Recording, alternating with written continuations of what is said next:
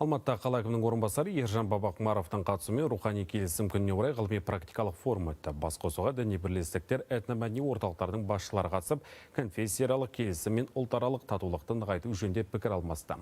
Алқалы жиынды салтанатты түрде ашып берген Ержан Бабақұмаров Қазақстанның диалог пен ынтымақтастықтың бірегей алаңына айналуы жолында елбасы Нұрсұлтан Назарбаев пен мемлекет басшысы Қасым-Жомарт Тоқаевтың еңбегі зор екендігін атап өтті.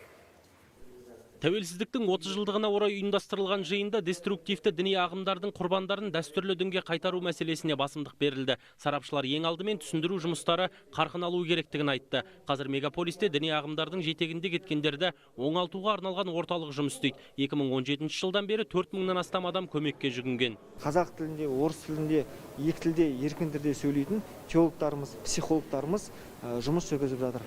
Біз жыл сайын ол адамдармен жұмыс жүргізіп отырамыз. Осы жылы, осы біздің жүргізілген жұмыстардың нәтижесінде 94 адам өзіміздің дәстүрлі дінімізге қайтты. Діннен адамдарды бір-бірінен бөлетін дүниені емес, керісінше табыстыратын бастауларды іздеген абзал. Елбасының бұл сөзін бүгінгі қоғамда бірлікте өмір сүруге үндейтін қағидаға айналдыру керек. Ол үшін ғалымдар мен сарапшылардың және бұқаралық ақпарат құралдарының рөлі маңызды, деді жиналғандар.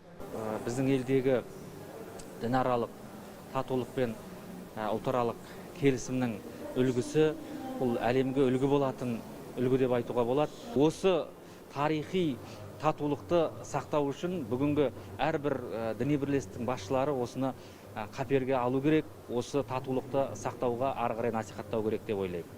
Қазақ халқы ежелден ешкімді дініне қарап алалап, ұлтына қарап бөлмеген, сондықтан ел бірлігін сақтау мен ынтымағын жарастыруда тарихи деректерге жүгінген дұрыс. Осыны басты назарға алған жауапты мамандар діни бірлестіктер мен түрлі ұлт өкілдерін ауызбіршілікке үндейтін бастамаларды қолға алған. Енді жиында айтылған сын ескертпелер мен ұсыныстардан ортақ қорытынды шығарып, бұдан да биік нәтиже күтеміз, дейді ұйымдастырушылар. Нұрхан Нұрланұлы, Бауыржан Сәлмеке, Қазақстан ұлттық телеарнасы, Алматы.